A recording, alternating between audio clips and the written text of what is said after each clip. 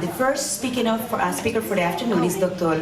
Oscar Fernando Herrán Falla, who is from the School of Nutrition and Dietetics and el Centro de Investigaciones Epidemiológicas de la Universidad Industrial de Santander en Bucaramanga, Santander, Colombia. And he will be addressing the topic, design and validation of questionnaires, food frequency questionnaires, to assess the relationship between nutrition and cancer, the Colombia experience. Dr. Herrán? I haven't seen him. Oh, here.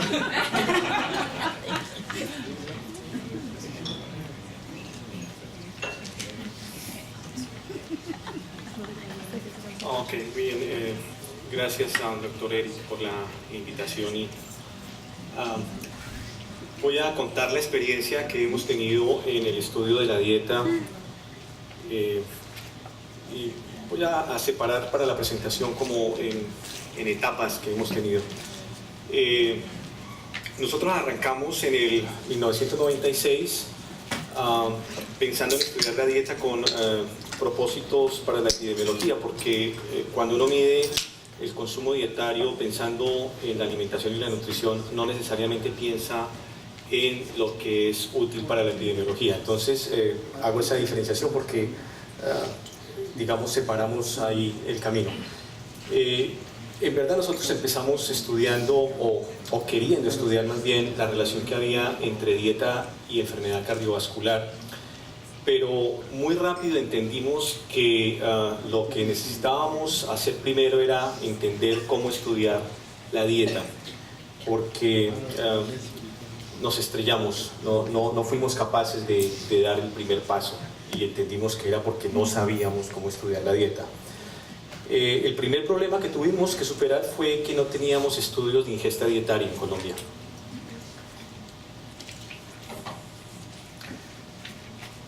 Entonces lo que hicimos fue diseñar y ejecutar un estudio de ingesta dietaria en el que el método fue registro con pesaje. Estudiamos 97 individuos en la ciudad donde yo resido, que es Bucaramanga, es una ciudad intermedia en Colombia. Y en este primer ejercicio nosotros estudiamos a estos sujetos siguiéndolos 7 días consecutivos, y lo hicimos 2 veces al año tratando de recoger algo de la variabilidad, aunque en Colombia no tenemos estaciones, pero sí hay como 2 épocas, una donde llueve menos y una donde llueve más. Y entonces al final tuvimos 14 días de registro con pesaje, que es bastante difícil de hacer. Con esa información nosotros diseñamos el primer cuestionario de frecuencia con fines epidemiológicos, y simultáneamente que registrábamos el consumo de los sujetos, estábamos en las casas registrando también cómo la gente cocinaba. Y esto fue muy importante porque entendimos después también que normalmente cuando se indaga por el consumo dietario, se indaga por alimentos, porque las tablas de composición de alimentos es lo que permiten en últimas traducir la ingesta de nutrientes, pero la gente consume son preparaciones, y entonces cuando uno indaga por las preparaciones después no tiene cómo resolver el tema de los ingredientes, y entonces se hace la primera pérdida de información allí, porque el que termina traduciendo el consumo del sujeto a ingredientes es el encuestador, que normalmente es un nutricionista o una nutricionista entrenada, pero ahí se empieza a perder la información. Y entonces con esta información que se recogía simultáneamente, nosotros construimos una tabla de composición de preparaciones, que es la forma más útil para la epidemiología, por lo menos la que nosotros encontramos, y que tiene algo como del ingrediente ecológico, es decir, el plato en sí mismo es la ecología de los alimentos. Este primer cuestionario se hizo de una manera clásica, utilizando regresión múltiple lineal, y para meter los alimentos a la regresión, pues nosotros pusimos algunas restricciones, que los consumiera un porcentaje importante de la población, que aportaran cierto nivel de nutriente, porque también encontramos que debido a la globalización hay mucha disponibilidad de alimentos y la gente los consume, pero eso también hace un poco inviable hacer la estadística. Entonces hay necesidad de restringir cuántos alimentos pueden ser candidatos a una lista de chequeo en un procedimiento de regresión lineal. En este primer cuestionario nosotros conseguimos 60 alimentos, 60 ítems en la lista de chequeo y hicimos grupos, o la organización del cuestionario nos permitió hacer grupos para permitir luego otras comparaciones.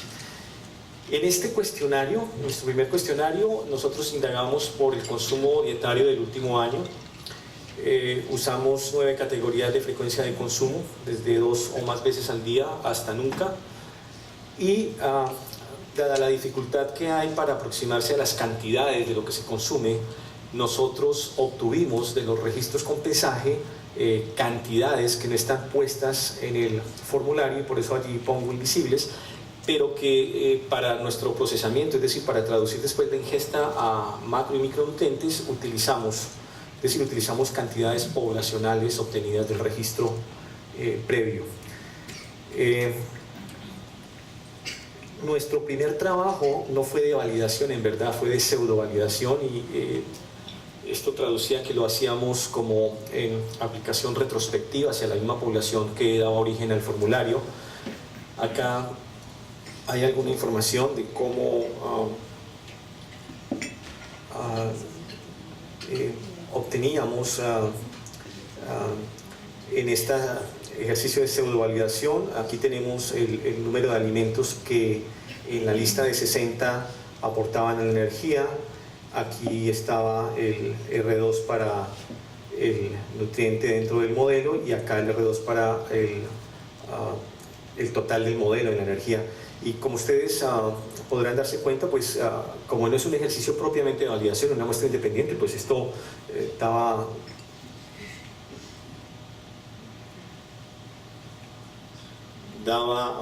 cifras difíciles de lograr en un estudio de validación real.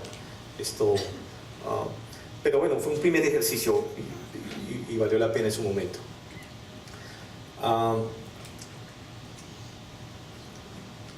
Algunos otros resultados de lo que lográbamos, coeficientes de correlación ya de la aplicación del cuestionario versus el consumo con el registro, y pues obviamente empieza a verse la dificultad de desarrollar métodos simplificados al medir la dieta. Bueno, esa fue como la primera etapa de nuestro aprendizaje. En la segunda etapa nosotros encontramos, nos llamó la atención que cuando medíamos el consumo dietario no aparecía el alcohol, el consumo de alcohol. Y pues en nuestra población el consumo de alcohol es altamente prevalente. Y entonces la pregunta es, ¿por qué no aparece el consumo de alcohol cuando medimos el consumo dietario? Y empezamos a estudiar el consumo del alcohol, y entendimos que la gente en su imaginario no reconoce el consumo de alcohol como parte del consumo dietario. Y entonces cuando uno les indagaba más, decía, no, es que esto es alcohol y esto no tiene nada que ver con la dieta. Y sin embargo pues aporta muchas calorías, pues obviamente alcohol, etc. Y entonces dijimos, bueno, en la lógica nuestra, entonces lo ideal sería un cuestionario complementario que mida el alcohol. Y empezamos a hacer un cuestionario particular para medir el consumo de alcohol. Aquí pues hay una ventaja, y es que cuando uno hace un cuestionario para medir la dieta, en general tiene muchos macro y micronutrientes y es un gran problema, pero cuando uno mide un solo nutriente o un micronutriente, la cosa se simplifica, y el alcohol en últimas fue eso, era solamente un nutriente, viéndolo como un nutriente. En este momento diseñamos una cohorte de 600 sujetos de 18 a 60 años, lo seguimos 3 meses y obtuvimos 1.390 registros que fueron la base para desarrollar el cuestionario particular de consumo de alcohol. Bastante complejo este ejercicio de medición. La gente, bueno, si registrar la dieta es difícil, registrar el consumo es más difícil, el consumo de alcohol y en particular las cantidades. Nosotros éramos en esa corte, lo seguíamos, íbamos hasta los bares después a buscar las copas, las medidas. Bueno, es un trabajo que tiene muchas anécdotas, pero que en últimas lo importante era que podíamos aproximarnos con mucha precisión al tamaño de la porción consumida. Además porque después de 3 o 4 copas ya todo es borroso, ¿no? Entonces era difícil ese registro, era bastante complicado, pero bueno, logramos hacerlo. Y en este en particular ya habíamos, digamos, superado el método tradicional propuesto por Willett de la regresión lineal y estábamos explorando un nuevo método que se llama maximización de la correlación, MaxR, que también se propone en el libro de Willett, pero que en ese momento estaba recién puesto en la literatura, que básicamente busca hacer más eficiente la selección de los ítems que van en la lista de chequeo de los formularios. Al igual que en el primero, utilizamos algunas restricciones. Obviamente es más simple porque a pesar de que hay variedad en las fuentes de alcohol, no son tan amplias como las fuentes del consumo dietario. Y en este cuestionario en particular, con 5 ítems seleccionados finalmente, logramos hacer obtener el poder discriminante del formulario. Al final, después les explico porque acá coloco +1, pero era un poco para que no nos quedaran missing después en los procesamientos. En este cuestionario en particular explorábamos el último mes. De esto, pues simultáneamente se hizo todo un trabajo hacia la cultura del alcohol en la población nuestra y encontramos primero pues la descripción, segundo los patrones habituales de consumo, las expectativas asociadas al consumo. Es decir, profundizamos muchísimo en el estudio del alcohol y encontramos que tenemos ciclos de consumo semanal. Entonces el último mes era un buen periodo de tiempo. Seguimos manteniendo las 9 categorías de frecuencia de consumo y también por el método utilizado previamente teníamos cantidades invisibles, esta vez por edad, sexo y índice de masa corporal. Aquí sí hicimos un verdadero estudio de reproducibilidad y de validación en una muestra independiente con 109 sujetos que seguimos por 30 días. Aquí teníamos 4 ciclos semanales, al final fueron 30 días y era registro diario. Bien.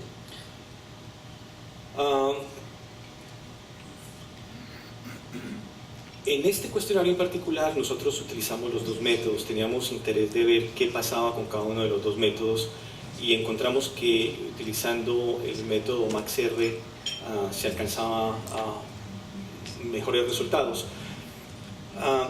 En resumen, ese método lo que hace, y creo que lo puedo mostrar mejor acá, lo que hace el método de maximización de la correlación es que, a diferencia de lo que hace lo que se hace en una regresión lineal, donde aquí se pone el total del nutriente que uno quiere por cada tipo de alimento y acá finalmente el total del consumo, aquí lo que se hace en este método es que si hay 10 fuentes, 10 alimentos, el método lo que hace es que selecciona un set de alimentos que uno le puede decir 5, 4, 3, 2, 4 y él computa todos los posibles set de alimentos y al final para cada set de alimentos establece un coeficiente de correlación y el set de alimentos que alcanza la máxima correlación es el set de alimentos que entra a conformar la lista de chequeo. Esto está definido como un método computacional intensivo y digamos que en resumen es eso. Aquí la selección del alimento se logra mirando el coeficiente de determinación y acá un subrogado que es equivalente, que es el coeficiente de maximización de la correlación. Acá está propuesto de manera clásica que cuando un alimento tiene un coeficiente de determinación de 80% o superior, el alimento es candidato para ser parte de la lista de chequeo, pero en verdad lograr esto es muy difícil. Aquí se logra eso muy rápido y se supera. Bueno, esto es para mostrarles una de las salidas de la computadora cuando uno está seleccionando ítem por el método de maximización de la correlación. aquí está ya editado. Este es para el ejercicio del cuestionario de alcohol. Si ustedes se fijan acá, por ejemplo, para la cerveza, que fue el primer ítem que quedó, nosotros obligamos a la computadora a seleccionar 5 ítems, en este caso particular, o finalmente 5 ítems fueron lo que nos permitió tener la máxima discriminación. Si ustedes se fijan acá, por el método tradicional de regresión lineal hubiéramos alcanzado para el ítem cerveza 52.5 en la explicación, mientras que con la maximización dentro del set de 5, esa misma cerveza alcanza 0.87. Y esto fue lo que nos hizo a nosotros entonces entender que el método MaxR era mucho más eficiente para hacer selección de alimentos en la lista de chequeo. Bueno, esto es un facsímil de cómo está el cuestionario. Aquí están las categorías de frecuencia de consumo y aquí están los ítems. Este es el que en una segunda versión agregamos, dado que estos 5 tienen un poder discriminante altísimo, pero por la globalización otra vez la gente empieza a consumir otro tipo de bebidas. Entonces aparecen los cócteles, aparecen los bares imitando otras culturas, y entonces hay gente que aquí aparece que consume nunca, pero en verdad es porque están tomando tequila, vodka, ginebra, otro tipo de bebida que no es tan popular pero que se consume. Y entonces a estas personas, cuando aparecían acá, les colocábamos el promedio del consumo poblacional de los demás para que no nos quedara un 0, que en verdad era un sesgo por el diseño del formulario. Estos son ya datos, características sociodemográficas de la población donde se diseñó el estudio de alcohol. Bueno, características de nuestra población entre 18 y 60 años. Y acá los resultados del estudio de reproducibilidad y de validación. El alcohol en gramos, aquí está la correlación que se alcanza entre el método de referencia, entre lo que nosotros llamaríamos el gold standard, que es el registro. Y aquí está la correlación que se alcanza con el cuestionario diseñado. Y esto pues hace que sea promisorio para nosotros tener un cuestionario simplificado, que obviamente en términos de dinero y de tiempo, el cuestionario de frecuencia de alimentos es obviamente muchísimo mejor que tener que hacer un registro, seguimiento, etc. Bueno. Aquí está, esto era la reproducibilidad entre los métodos, y aquí está la validez. Estos son nuestros coeficientes. Y para lo que habíamos obtenido anteriormente, esto era bastante bueno. Este cuestionario en particular es el que se está utilizando y se está empezando a adoptar en Colombia para hacer el estudio del consumo de alcohol y después relacionarlo con cáncer. Este cuestionario está siendo utilizado por el Instituto Nacional de Cancerología como parte de la información que tienen los tejidos que van al biobanco del cáncer incidente. Bueno, la principal conclusión de ese trabajo del diseño del cuestionario de alcohol fue que el cuestionario pues obviamente es fácil y rápido de aplicar, y también es altamente costo efectivo. Y algo que no sé si está aquí, pero que es importante, nosotros para poder medir el consumo de alcohol teníamos un cuestionario que tenía 53 ítems, y lo logramos reemplazar con este que tiene apenas 6 ítems y con mucha mayor eficiencia. Bien, ok, aquí estaba esa parte. Además, adicionamos a la tabla de composición de preparaciones una tabla de composición de bebidas con contenido alcohólico, algo así como 53 ítems, porque es bien particular como la gente consume el alcohol en Colombia, en diferentes diluciones, llamémoslo así. Y entonces, si usted va a medir, es complejo eso. Entonces logramos hacer una tabla que adicionamos a la que ya teníamos de preparaciones, y eso nos va a facilitar también el trabajo de la medición. Digamos que esos fueron como los dos momentos más importantes en el camino de aprender, Y en 2005, un poco más claros, nosotros diseñamos un software que se llama Nutkal Masatkocal. Bueno, no es muy original el nombre, pero la idea era que las personas que utilizaran nuestros formularios lograran hacer todo el procedimiento, porque la gente quiere tener al final los gramos de alcohol, las kilocalorías, los gramos de proteínas, y entonces eso a veces se vuelve un poco engorroso, y entonces diseñamos un software que permite hacer esa traducción con nuestros formularios, y entrenamos a algunas personas para que usaran estos métodos y también para que empezaran a entender cómo se desarrollaban los cuestionarios. Y lo más importante, hicimos también como un alto en el camino para mirar de todo eso que habíamos logrado, qué era lo que deberíamos desechar y qué era lo que deberíamos conservar. Bien, acá algunas salidas de nuestro software. Entro a la tercera etapa. Por esa época, Colombia estaba haciendo su primera encuesta nacional de alimentación y nutrición. Y digo su primera, aunque ya en 1965 había hecho una, pero digamos la primera en los tiempos recientes, en 2005, donde también se midió la ingesta dietaria por recordatorio de 24 horas, logrando mucha precisión en los tamaños de las porciones que en ese momento fueron estimados con modelos de alimentos.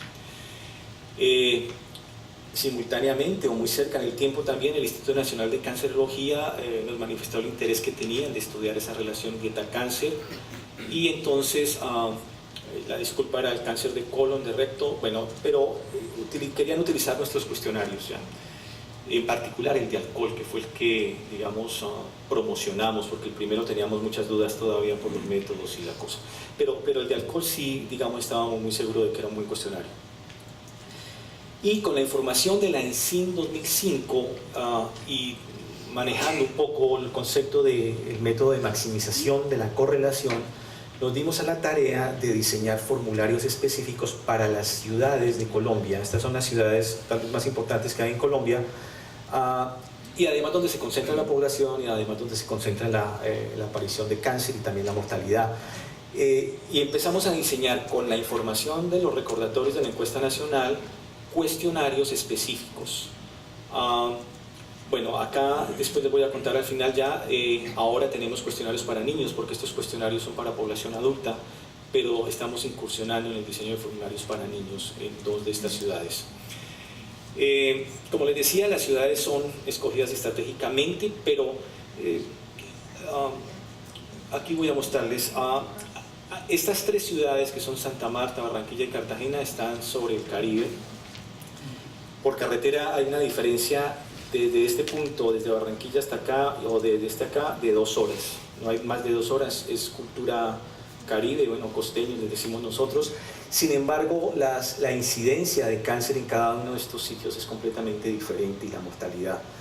Entonces había un interés muy, muy grande de mirar la dieta en estos 3 sitios.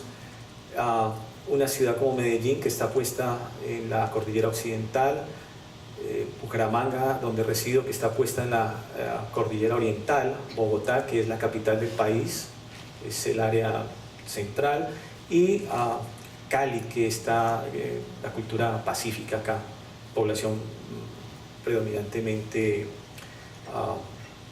de origen negro, aquí mestizo, y acá un complejo cultural que nosotros llamamos neohispano, que es más caucásico. Bueno, estas son las 7 ciudades, y en estas 7 ciudades se concentra el 75% de toda la población del país y el 70% de toda la muerte por cáncer. Bueno, acá hay una información sobre las prevalencias de cáncer. Bueno, es nuestra segunda y tercera causa, está entre la segunda y la tercera causa de mortalidad en el país. Y el Instituto Nacional de Cancerología afirma que a la dieta se le puede atribuir hasta el 35, o como desde el 35 hasta el 90% en la prevención. Bueno, eso es lo que hace que uno se motive para poder hacer este tipo de trabajo finalmente. Bueno, algunas características generales de estos 9 cuestionarios de frecuencia, y estoy hablando de los 7 para adultos y de los 2 para niños que estamos recién terminando. Entonces, primero que son específicos para las ciudades, y esto tal vez es importante porque al comienzo queríamos hacer uno para Colombia, y pues Colombia son muchas regiones, son muchas culturas, y entendimos que lo mejor era hacerlos específicos. Son específicos para estudiar la relación cáncer-dieta. Son diseñados para propósitos de la epidemiología y en particular estudian estos nutrientes: energía total, proteínas, carbohidratos, grasa total, saturada, monoinsaturada, poliinsaturada, fibra dietaria soluble, fibra dietaria insoluble, hierro, vitamina A, vitamina C y ácido fólico. Esos formularios son específicos para esto. Los cuestionarios tienen 3 secciones bien definidas que son complementarias e independientes. Exploran hasta el nivel del micronutriente, pero también se puede derivar de allí patrones de consumo, hábitos y métodos de cocción. La primera sección es la que es específica para cada ciudad y es la que es derivada con el método MaxR. Las secciones 2 y 3 son comunes para 7 de los 9 formularios. En los formularios de niños, la segunda sección sí es muy particular, porque en cada ciudad también hemos encontrado por los estudios de consumo que la cultura de que los niños se alimenten de manera distinta. Son diseñados para aplicarse en población colombiana de ambos sexos, preferiblemente entre 30 y 75 años, ahí es donde funcionan muy bien, y los que diseñamos para niños entre 10 y 20 años. Miden el consumo dietario del último año, tienen 9 categorías de frecuencia de ingesta, y estos 7 cuestionarios desde el 2009 estamos conduciendo estudios para hacer su validación y su reproducibilidad desde el 2009 con el instituto. Para los formularios todos tienen posibilidad de agruparse para permitir más comparaciones, y estos son los grupos que hemos propuesto hasta el grupo 14, pero en verdad ya estos formularios todos, excepto los de los niños, tienen una hoja adicional que es el formulario de alcohol, que es específico para alcohol. Bien, aquí está un resumen de la primera sección de los formularios en el número de ítem. Son formularios bastante simples, en verdad. El de Santa Marta, estas 3 ciudades acá en color rojo, bueno, tiene 23 ítems, el de Cartagena tiene 32 ítems, el de Barranquilla 24. Este es el que más ítems tiene, pero en general nuestros formularios tienen entre 20 y 25 ítems. Y los que habíamos hecho antes tenían 100, 110, el que logramos al comienzo, en el 96 tuvo 60, pero estos ahora son muchos más pequeños. Diseñamos para la ciudad de Bogotá y para la ciudad de Bucaramanga, acá y acá, formularios para niños, esta vez ya no con la información de la encuesta nacional, sino con estudios particulares de consumo que hemos realizado, porque también hacemos un desarrollo de seguridad, una línea de seguridad alimentaria. Entonces estos formularios salieron de recordatorios de 24 horas repetidos en cada uno de los miembros de las familias de estas ciudades.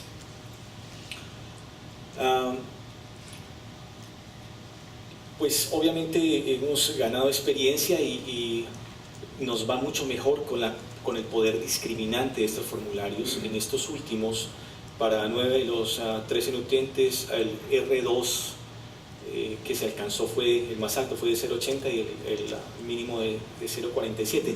Sin embargo,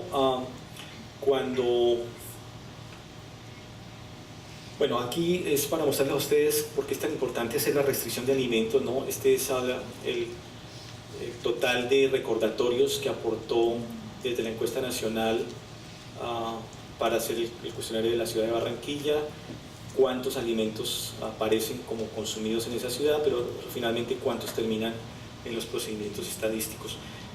Pero lo que decía era que con el método de maximización de la correlación nosotros alcanzamos para los set de alimentos que hacen parte de cada uno de los nutrientes unas correlaciones muy altas, bastante altas.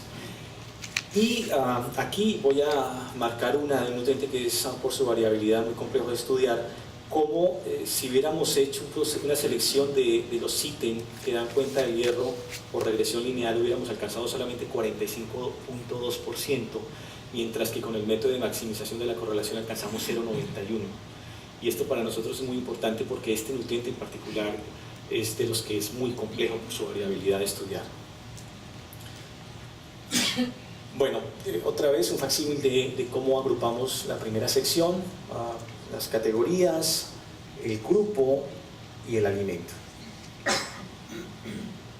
En la segunda sección, que es común a todos los formularios de los adultos, lo que hemos puesto es una lista de alimentos o de grupos de alimentos o de nombres genéricos de cómo se identifican a los alimentos, que fue lograda después de hacer revisiones sobre, digamos, el estado del arte. Preguntan por el último año también, con la misma lógica, las 9 categorías y grupos para poder después permitir comparaciones. Y la tercera sección se aproxima al método de cocción. Básicamente nos interesan las carnes rojas, algunos tubérculos, y hay una pregunta de cuántas comidas al día en promedio se hacen, porque hay una asociación entre el número de comidas y la aparición de algún tipo de cáncer. Esta es la tercera sección de esos formularios. Y también nos hemos aproximado un poco a sugerir cómo debieran analizarse los formularios una vez que se tenga la información.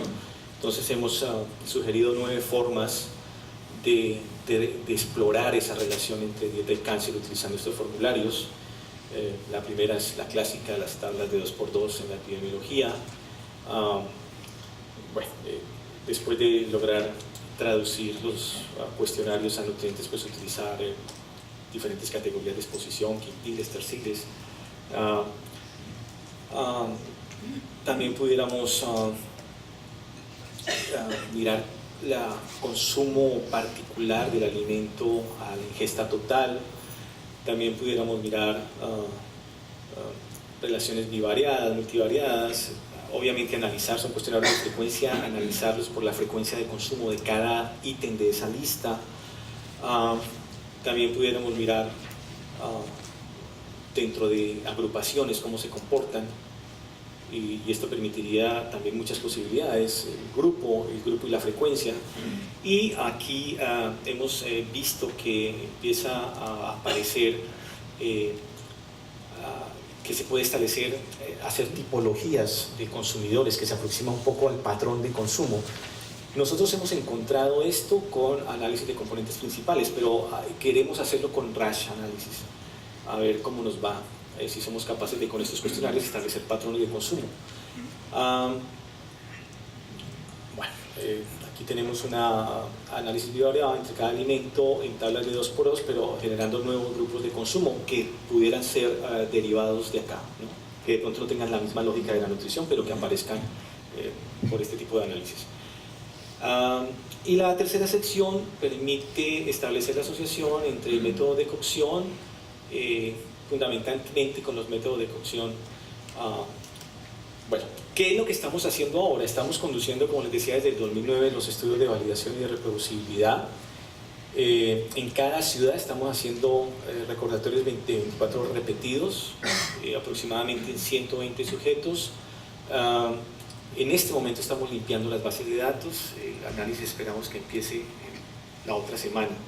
Empezar la primera ciudad y ya se está aplicando en la ciudad de Cali el formulario de Cali en un estudio de casos y controles de incidentes de cáncer de colon y de recto.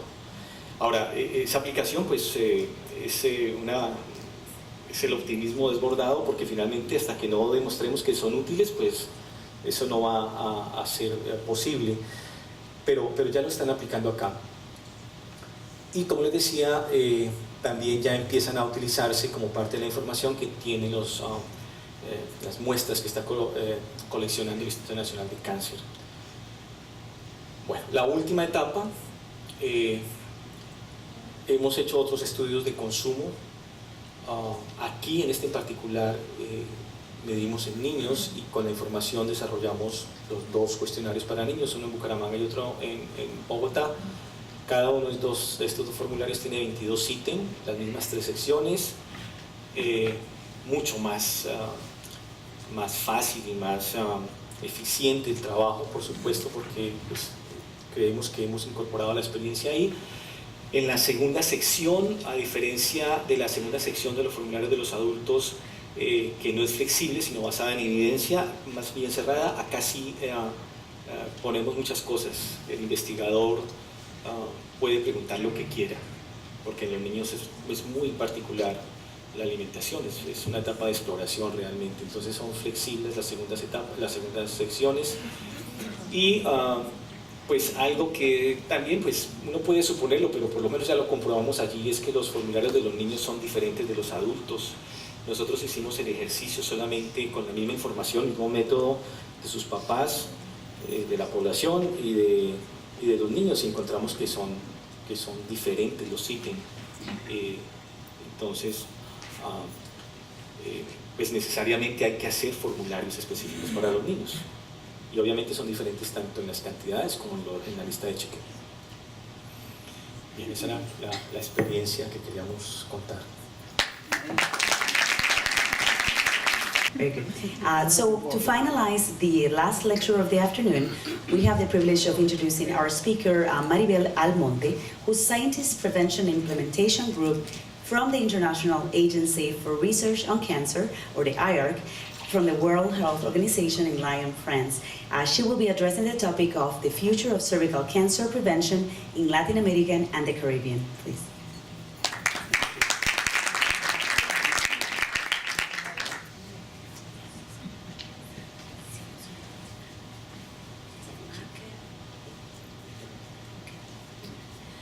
Okay.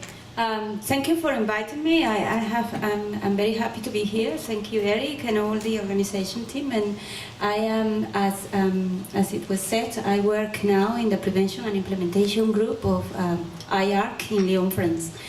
And today I'm going to talk about the future of cervical cancer prevention in Latin America and the Caribbean. First of all, a bit of background. Most of you will know that cervical cancer is the second most frequent cancer in our region, in Latin America and the Caribbean. In the year 2008, GloboCan, which is a database generated in IARC, estimated that there were more than 68,000 new cases of cervical cancer and around 31,000 deaths. And it has been projected that for year 2025, these new cases are going to be above 100,000. Just if only the incidence rates remain the same, just because the population is increasing, we will get that number of cases if we don't do anything to stop it. And then, as a matter of fact, if we look in this map, we could see that there is a lot of variation in the cancer rates in the region. We could see that those countries that are in red and in orange are the ones that have the higher rates. This is incidence for cervical cancer. So therefore, we know that there is large variation of cervical cancer rates between the countries of Latin America. But this is not our only problem. The problem gets even worse because within country we have loads of variation in cervical cancer rates. This is a graph showing the mortality rates in Colombia, Argentina, and Chile by province or district or wherever any other subdivision that the country has. And we could see that the rates vary greatly from lower to very high incidence rates, mortality rates, sorry. And so we could see that in some parts, like for instance in the north of Argentina, these rates are similar to the highest rates in the whole world. While in other parts, like let's say Buenos Aires, the rates are very, very low. So this actually emphasizes the problems that we have to establish adequate prevention strategies. So the first thing we need to know is that it has been well established that HPV infection, human papillomavirus infection, is the main cause for cervical cancer. It's a necessary cause for cervical cancer, but it may not be sufficient. And this was finally, I think the final statement evaluating this came from a study by Valmumers et al., which was actually a revision of a collection of tumors that was done by Xavier Bosch and his group in IARC as well, published in 1995. And in the year 1999, by Valmumers et al., they actually took all the cervical tumors again, and using better techniques to detect HPV testing, they found that HPV was present in almost 100% of all the cases. And based on this, it was established that HPV is the main cause of cervical cancer. Here I want to show you a map that we produced in the year 2008, and in this map, although it's possibly not well read by wherever you are, we have a number of, most of the countries in our region have participated one way or another in studies that have associated HPV with cervical cancer. From the start in the 80s with the NCI case control study, which was carried out in Panama and some other countries like Costa Rica and Mexico and Brazil, we have been carrying out studies in our region forever, including the IR case control studies that contributed to that tumor collection that I mentioned before, moving into the natural history cohorts like the Guanacaste cohort, the Bogota cohort, the Brazilian cohort, into screening studies like the TATI study in Peru, the LAMP study in Argentina and Brazil, the prevalence HPV surveys from IR, which were carried out in a number of cases, the new studies in Mexico, which are still evaluating HPV male factor studies, and more recently the ICO study, which is collecting again tumors to evaluate more issues about HPV, and the vaccination trials, the HPV vaccination trials, including a full vaccination trial in Costa Rica and other and participation in the other vaccination trials by a number of our countries.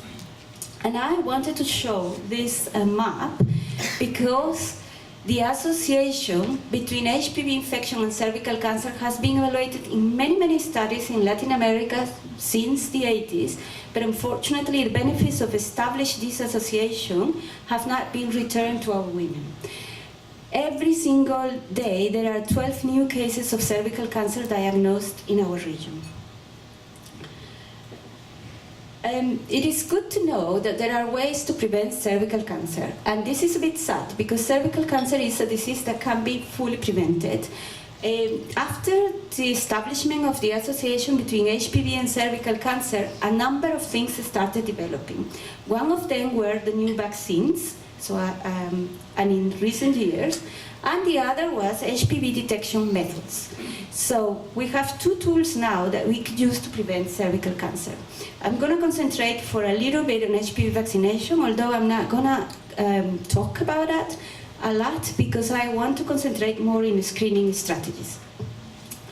So we know that there are two vaccines that are available, and both of them are being used around the world to vaccinate young adolescents or girls. In our region, Panama, Peru, Mexico, Argentina, and Colombia have started vaccination programs.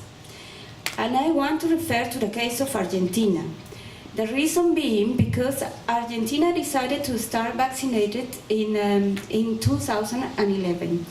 They have started vaccinating young girls of 11 years of age who were born after the 1st of January of 2000. They have started vaccinated using a 3-dose scheme of 0, 1, and 6 months, and this started in October 2011.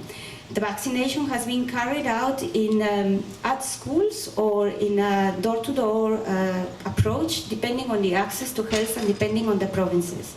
And the main emphasis that they started with basing the whole program in making clear, giving a clear message of what is HPV, what is cervical cancer, and what we are preventing. And particularly, I have to highlight that in parallel with this, they started an HPV screening program in a region called Jujuy, which is located in the north of Argentina, starting with the primary test with HPV. And they actually, before doing all of this, both HPV screening and HPV vaccination, they started by educating all the health personnel in all the regions of Argentina and then educating the public. And this is why Argentina, we can be, I mean, we are Latin Americans, we can be really proud of what they've achieved in less than 2 years. We could see here that the coverage with one dose is about 96%, with 2 doses is 73%, and with 3 doses they are 44% overall the country. And this is by region, by each of the provinces of Argentina, and we could see that the coverage is amazingly high. This is very comparable with programs, HPV vaccination programs in the UK and Australia and other countries. And I'm sure you are very aware that this is not the case of the USA, for instance. This slide is a courtesy from the vaccination program from Argentina. So, unfortunately, even if with HPV vaccination, women who were born, as the case in Argentina and all over the world as well, women who were born before the year 2000 will not benefit from it. Why? Because we are vaccinating young girls. That's the target group that we've found where the vaccines are effective. So, and then, in addition to that, we need high coverage in order to see an effect of vaccination. And we need to guarantee that this high coverage is achievable before starting. And even if we have this high coverage, it will take several decades to see the impact of vaccination on cervical cancer rates. So cervical screening should continue. Cytology-based organized cervical screening programs have been effective in reducing cervical cancer incidence and mortality. We could see here in these slides the case of England and Wales, and this is a publication by Julian Pito, that the number of deaths from cervical cancer has been reduced from 1948 to 2002 significantly. And in this arrow represent the moment the year of 1988, when the screening program was relaunched in England and Wales. This relaunching of the program meant that all the procedures in the screening program were systemized, and the main point was that women, the target group of screening was determined, and every single woman registered with a GP in the UK started receiving a personal invitation to attend cervical screening. And this was the change. This made the big change in the system. In addition to these quality assurance programs of laboratory and of every single procedure started. This curve here in the dotted line resembles what would have happened if this program hasn't started there. So if this program hasn't been relaunched at that moment with all the issues that were addressed at that moment, this would be the actual rate, the actual number of deaths of cervical cancer in England and Wales. And this is because of the HPV infection and all the sex revolution that happened in women in the 60s and 70s, no? in Europe. If we repeat this exercise for Chile, for instance, and I take Chile because it's one of the countries that have the longest mortality information, and it's been always thought that the information from Chile is quite good, the statistics are quite good. So we could see that the number of deaths from cervical cancer have been growing up to more or less 1995 when it started reducing. As a matter of fact, in 1994, the screening program, cytology-based, was started nationwide in Chile. So we could see here a reduction. And this is because this screening program is organized. Unfortunately, not all our countries, or I would say very few countries in our region, have an organized screening program. So what is the point of, what has happened with cytology in our region? Cytology has been offered opportunistically since the 60s, and it has been difficult because the goals of the governments have been based on high coverage. And that was not the only problem, but it has been consistently used a very wrong estimate of coverage. So the estimate was the number of PAPs in a year that I do in my country, and that's my indicator of how well I'm doing. This is absolutely wrong, and because if if we try to increase coverage this way based on this indicator, what we're going to end up doing is screening a lot of young women, or maybe very old women, or women who are not in our target population, repeating the pap smears on the same women all the time, more than once a year or every single year, and leaving outside of our target population the very women that we are interested in, those who are at high risk. And the majority of these women will never be screened. In addition to this, the process of cytology is very complex. The smear results are not returned to women. Cytology requires several visits to clinics because women with abnormal cytology are not adequate follow-up. This means that the process is too complex to be successful in countries with low health expenditure, like most of our countries. In addition to this, the test is very subjective. It requires regular training and monitoring, and we know that there are a number of small laboratories doing very few tests within or inside our countries. Cytology requires high quality control, and even with base quality control, cytology has very low sensitivity. And in Chile, the sensitivity of cytology as a threshold of ASCUS or WERS has been reported as 22% in a recent publication by Caterina Ferreccio. So if we go back to the graph of Chile, then we have to ask ourselves what has happened with this reduction. Is it true that it's due to screening, or is it due to country development, better access to healthcare, education, and empowerment of women who actually go and look for screening, seek screening? So, because of the problems of cytology, alternatives to this cytology-based screening have been proposed. Among them, we have visual inspection and HPV screening. Visual inspection consists on the naked eye inspection of the cervix after the application of acetic acid or Lugol's urine, in which case it's called VILI. Visual inspection is a very cheap test, and the results are available immediately.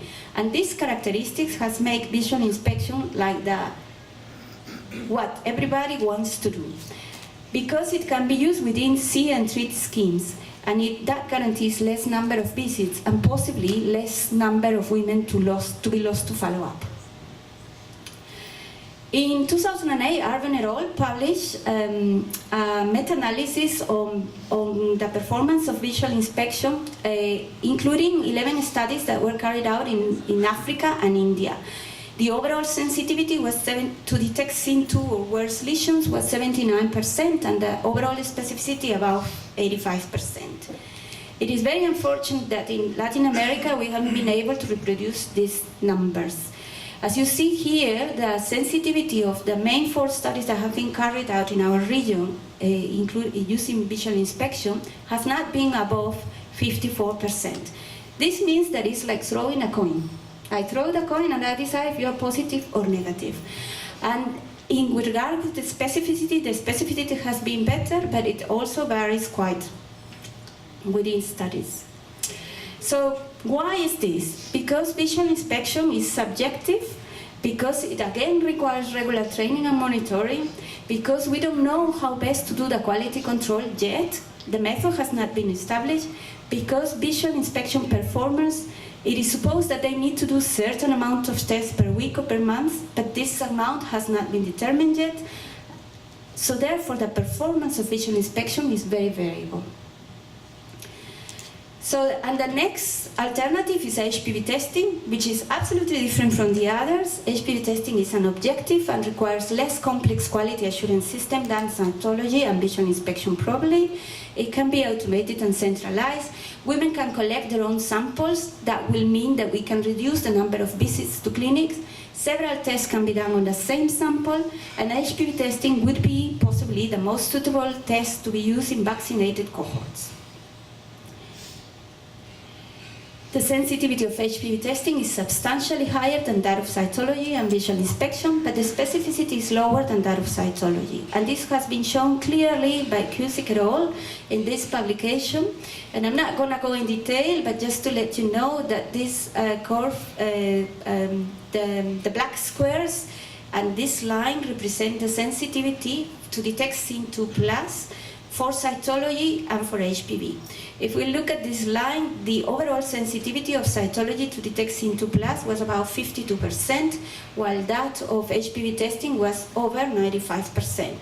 And the white squares with no SIN or no disease represent 1 minus the specificity. Therefore, the specificity of cytology was around 97% or 96%, while that of HPV testing was around 90%.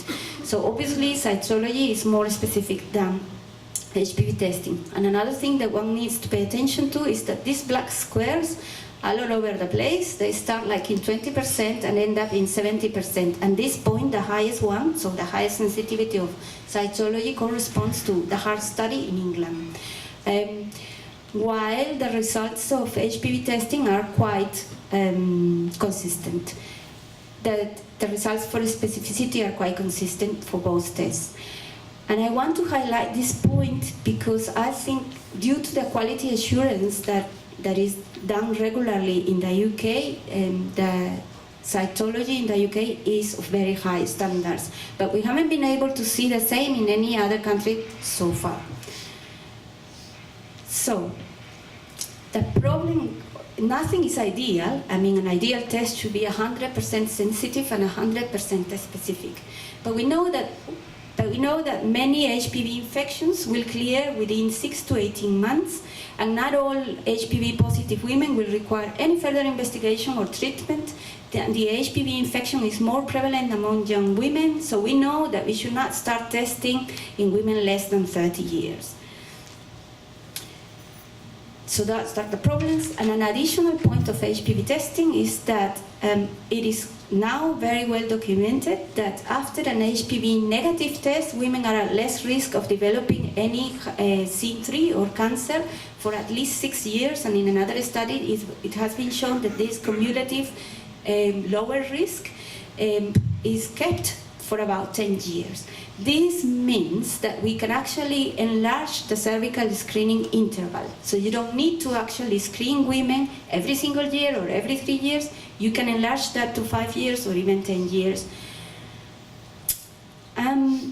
So HPV testing has mostly been done with Havre Capture 2, and this is not a commercial, this is the reality. And HC2 detects 13 high-risk types, and the results of HC2 has been consistent all over the world. So the sensitivity has almost always been over 95%, and the specificity between 85% and 90%. And the reason I'm mentioning this is because this was the first FDA-approved test, so therefore it was the one that has been used all over the world for different studies. But the low specificity of this particular test has delayed the introduction of HPV testing in primary screening. We need to think that the positivity of pap smears, or the positivity rate of cytology, has always varied between 0.5 and 1.5%, and or sometimes in some populations has gone up to 4%, and eventually, with some exceptions, to about 17%. But the prevalence of HPV in the general population can vary between 10 to 15%. This will mean that we will have to refer to colposcopy this amount of women. And if you compare this number with this proportion with this proportion, we could see that it would be 10 times what is actually being done. This will increase the number of referrals so much that it may not be workable, even for the screening program with the largest budget in the world. But we are lucky that there are newer tests that are more specific. I'm showing here some of these new tests. This slide comes from the Predictors 2, which is a study that is being comparing sensitivity and specificity of several tests carried out in a colposcopy population, in women attending colposcopy in the UK. And we have here a number of tests that are, most of them DNA-based, except for Actima that is RNA-based. And we have here cytology, P16, and this PRETECT HPV Proofer, which is also RNA-based. And we could see that in this corner, the sensitivity is extremely high, around 95% or above. And cytology has a sensitivity of around 90%, while PRETECT HPV Proofer has a sensitivity of less than 75%, so cannot be used in primary testing. The specificity is low here and higher here, but in terms of whatever happens in England or in the UK, cytology seems to be the best option in a way. But again, this is because cytology is quite good there. If we were to repeat this in another country, we'll possibly get this same square around here. So it's just to have in mind what is going on with these new tests. So whether this test can be used as a single primary screening test is still not clear. What we expect is that we will need to use a second test to triage HPV positive women if we were to implement an HPV screening program. And this second test may be cytology in countries with well-established screening programs who have been using good quality cytology. What are we going to call good quality cytology? We don't know. Maybe cytology that has over 70% sensitivity at least. Now, the question of which triage approach should be used within an HPV screening setting needs to be answered, but more importantly, the question on how best to screen women in difficult settings, that many of the settings that we have in our region, needs to be answered. How to screen women in Latin America and the Caribbean. I'm going to show you results from a study that I carried out in Peru some years ago, which is called the TATI study, Tamizaje y Tratamiento Inmediato de Lesiones Cervicouterinas. The TATI study was carried out in the high jungle of Peru, in a region called San Martin, which had 10 what we call provinces, and each of these little provinces had a lead center. A lead health center means that there is a general doctor within that, and 51 smaller centers which only have a midwife. And a midwife in Peru is a nurse who has been trained at university for 5 years and has been specialized in midwifery. But no doctor in these centers, and in the region when we started there was no pathologist. So in the TAT intervention we screened over 36,000 women aged 25 to 40 years of age, and the intervention lasted 36 months with 3 first months of a pilot stage and then 33 months for the whole intervention. During the first 11 months we did a comparative study on 5,000 women, and at the same time the overall intervention was carried out, and the rest of the intervention continued for the following 22 months. And in the full of, or what I call the rest of TATI, what we did was we screened women with PAP and visual inspection. While in the comparison study, we also used liquid-based cytology and HPV testing. Here I show you the main protocol of the study. This is for the rest of TATI, for the majority of women that participated. So we first collected a cervical sample for a PAP. We then performed BIA, which was done by one of those midwives. If the BIA was positive, this woman was referred for a magnified visual inspection, which was done by a general doctor. And if visual inspection was negative, then the woman was sent to recall, and we established a recall at 3 years. If the magnified visual inspection, which was done with an aviscope, was positive, the doctor was told to actually collect a punch biopsy and then perform cryotherapy on the women. And whether he decided that the lesion was not treatable, or he thought it was a cancer or whatever, he will refer the woman to colposcopy. The results from this pap smear were used whenever they were available. We used local pap, so we used local conventional cytology, which meant that it took several months to get the results. And so when these results were available, if there was a high-grade lesion, independently of whatever happened here, women were sent to colposcopy as well, and if it was a low-grade lesion, the pap was repeated, and if they were normal, they were sent to rescreen, if they hadn't been already there. In the comparative study, we apply exactly the same, we add the liquid-based cytology, which was collected after the PAP, and the HPV test, which was collected after liquid-based cytology. So we actually collected 3 samples. And we again used the liquid-based cytology results in case they were high-grade, independently of whatever else happened, they were sent to colposcopy. Both, if only HPV was positive and or liquid-based cytology was low-grade, they were sent to a repeat testing within 6 to 12 months, and otherwise everything went down like the main protocol. Here I show you the main results. We had, as I showed before, the sensitivity for SIN2+ was very low, the same was, but it was not that different from the ones from conventional cytology, while in comparison liquid-based cytology performed quite much better, and HPV testing was a lot better.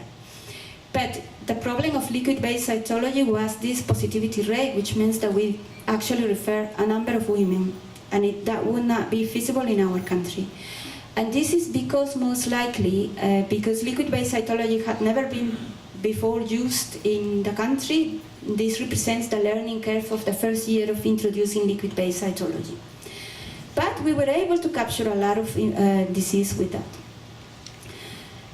So from what I showed you before, when I showed you the literature in Latin America, we know that the studies, we know that visual inspection performance is high variable. However, in Peru, visual inspection is currently used as a primary screening test, and this was established when we were doing the TATI study, and it's being it's being used and it's being extended all over the country. We have recently evaluated the variation of visual inspection positivity rates in the comparative study and the rest of the TATI intervention. The training of visual inspection in TATI was done in 41 midwives, and the training included a number of different points, and I want to highlight that they have an evaluation of discordant cases where a gynecologist and oncologist was flown into the area to go and look at the woman together with the midwife and the doctor in place. So I'm going to evaluate. We have evaluated this positivity, the variation of these positivity rates using a dispersion factor. We define this dispersion factor as a Pearson chi-square divided by the degrees of freedom. Why do we use this? Because the expected value of a chi-square distribution is the number of degrees of freedom. Therefore, the expected value of our dispersion factor should be 1. And if this dispersion factor is 1 or is very close to 1, we could say that the results will be homogeneous. And the further it is from 1, the more heterogeneous and the more over dispersion is going to be in the results. Here I show you the visual inspection positivity rates over 11 months in the comparative study. We could see that the rates are all over the place, they are even in a curve, and the dispersion factor came out to be 27.6. Highly significant and very heterogeneous and over dispersed. When we compare this to the HPV testing results, we could see that HPV testing was always around the mean or the overall positivity rate of 12.6%. It didn't vary that much over months of screening, and the dispersion factor was only 0.6 and not significant at all. We then evaluated the positivity rates of the 19 midwives that participated all over the study. And we could see here in the green part that 19 midwives that participated only in the sub-cohort, and this is the rest of TATI. We could see that there were only about 6 midwives which actually had their positivity rates within the control limits, and this is a control region built up around the mean and the overall positivity rate, or the overall mean positivity rate for each of the groups. And we could also see that although these midwives are the ones that did, these are the same midwives, each letter represents the same midwife, so this C, this R is the same as this R, is the same person. We could see that most of them had a lot of these dots are outside this limit. The most dot that will, the most dot that will be within this limit will represent the more homogeneous results. But we could see here that a lot of them had results all over the place. And we could confirm that with the dispersion factors, which were highly significant. Because of the difference between the results in the sub-cohort and the rest of TATI, we decided to evaluate only the rest of TATI. And we used then the mean positivity rate, which was around 16%, and we plotted again the same dots, but this time we had more midwives than before. And when we see this, well, there is a large number of them that actually follow within the control limits, but we still have a number of them that go above. I have to emphasize that this X's, it represents the number of exams of visual inspection performed, because it has been hypothesized that the more visual, that there should be a number of examinations that you need to do to get proficiency on the test, and after that the test should be good. But we hadn't we have not been able to show that. And as you could see, it doesn't matter if you do 400 or you do 2,000, you still can fall without the control limits. So the main lesson from this is that the variation in visual inspection rates may be attributed to lack of consistency in interpretation. We show that the visual results vary highly by months of screening and across health centers, which I haven't shown you in the comparative study, and per midwives all over the intervention. We also show that HPV testing was the most homogeneous test. I have graphs for liquid-based cytology, for PAP, etc. Can we use visual inspection in cervical screening? That is the question. And I think we can, but we should do it in extreme difficult settings where there is no access, no whatsoever access to healthcare, and only temporarily. And I want to highlight this until HPV testing can be introduced, because I think HPV testing will be introduced somehow. The question of how best to screen women in difficult settings then remains unanswered, as far as I'm concerned. But there is maybe the option of using an HPV combined with visual inspection or VLI, followed by a cryotherapy scheme that may be still appealing, but will require, again, substantial investment in quality assurance for the visual method. What about other settings? There is no doubt that HPV testing should replace cytology in primary screening. But the question of which test or approach should be used after an initial HPV test remains unanswered. So therefore, we are now trying to carry out a multicentric screening and triage study called STAMPA. STAMPA stands for Estudio de Tamizaje y Triaje con Pruebas de Papillomavirus. The main objective of this study is to establish the most effective strategy for HPV screening and triage in different settings. As primary objective, we have to estimate the performance of these techniques alone or in combination to detect SIM3 or cancer among HPV-positive women, to estimate the proportion of them that need to be referred to colposcopy under each of these approaches, to perform a cost-effectiveness analysis of the techniques, and to evaluate the psychosocial impact of an HPV-positive test. At the moment, we have concentrated ourselves in Latin America. And we now have almost all Latin American and the Caribbean countries interested in participating, with very few exceptions. The ones that are in blue, you could see are the countries that are not yet participating, but actually this has changed recently, because Paraguay is already interested, as well as Uruguay, and as well as Venezuela. We get a group, well, this is Venezuela. This is Venezuela. We get a group in Venezuela now. But what we don't have covered are the Guyanas and Ecuador mainly, and part of Central America, and part of the Caribbean, of course. I have to say that Colombia and Mexico are the first to start. Colombia should start any day now, and Mexico is about to start at the end of March. What are we going to do in this study? Well, we are going to try to screen 50,000 to 100,000 women in the whole of Latin America, and possibly we will extend this to different countries. Women aged 30 to 64 years with HPV testing for a start. At the time of the first visit, we will collect a number of samples. The first one is a dry dracum, dacrum, I don't know how to say it in English, a dry dracum for a special test which is called the E6 protein strip test. And then we will collect 2 preserved seed samples, number 1 and number 2. If this, from this first preserved seed sample, we will carry out liquid-based cytology and HPV testing. This HPV testing can be negative, and if so, women will be returned to routine recall, whatever the routine recall is in the site where in the country where the study is being carried out. And if this HPV testing is positive, women will be immediately referred to colposcopy, as long as a 2 to 5% random sample of those who tested negative. So this group will become the colposcopy cohort, and will be our main group of interest from now on. At the colposcopy visit, we will collect a blood sample, we will collect another preserved seed sample, and we will perform visual inspection.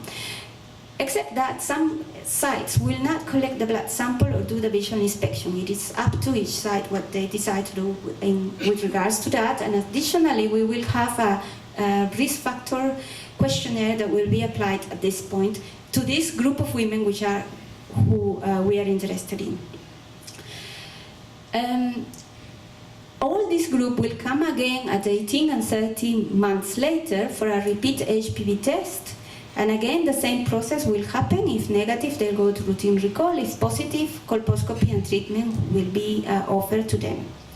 We have a special protocol for colposcopy, biopsy collection, pathology reading, etc., etc. So, and all the SOPs of the whole study are already done. Okay, so in Estampa, we will try to use a number of different tests. As primary tests, each site can decide if they use HC2, COVA, Cervista, or Aptima, which are the 4 tests that are FDA approved for HPV testing. And we may use CARE-HPV in some sites. This is a question mark because we never know if CARE-HPV is going to be available or not. It's difficult to decide. We will use as potential triage tests any of these, including visual inspection, cytology, PAP and LVC, the E6 strip test, and P6Ki67. Each of the tests, only the primary test needs to be done in the site, and all the other triage tests will be done in hubs. So we will send samples to different hubs which have not been determined yet and will be done there. So, in summary, what is the future of cervical cancer prevention in Latin America and Caribbean? We first of all have to consider HPV vaccination because we know that prevention starts with primary prevention and HPV vaccination should be the answer. We know now that both vaccines have reduced the price of the vaccines have been reduced. There is a revolving fund in PAHO which is being used by most Latin American countries at the moment, and Gavi countries even have a special price within this. But we need to consider several aspects. Following the experience from Argentina, we need to know that we need to educate first. Then we need to decide what is going to be our vaccination approach. We need to ensure that we have enough budget and policy that is going to last on time. And I say this because of the case of Peru, which is my country. It's very sad to say that they started vaccinated and then there was a change of policy and they stopped vaccinated. And why did they start vaccinated in the first place? So these things should not happen. And we need to ensure, once we get all of this in place, if we start vaccinated, we need to ensure high coverage, because otherwise there is no point. We end up in the same problem of cytology or any other thing, any other approach that we've had so far. But we need to remember that women born before 2000 will not benefit from this vaccination, and it will take several decades to see the impact of vaccination on cervical cancer rates. That means that our other option is to continue to start HPV testing as primary screening in our countries. But we have unanswered questions. Some of them are, how best to triage HPV positive women? And it's not a question only for Latin America and the Caribbean, it's a question for the whole world. How best to screen women in very difficult settings? We need to answer this somehow. We may not have the answer now, but we need to keep looking for an answer. And what is the age that we should start screening with HPV? We said 30 years now, maybe that's not the case, maybe it should be 35 years. When are we going to stop? Is it better to only do one test in a life and offer a good screening test? Is it best to give 2 screening tests in a life? We need to find out all these issues. And we hope to answer some of these questions with the Estampa study. Thank you.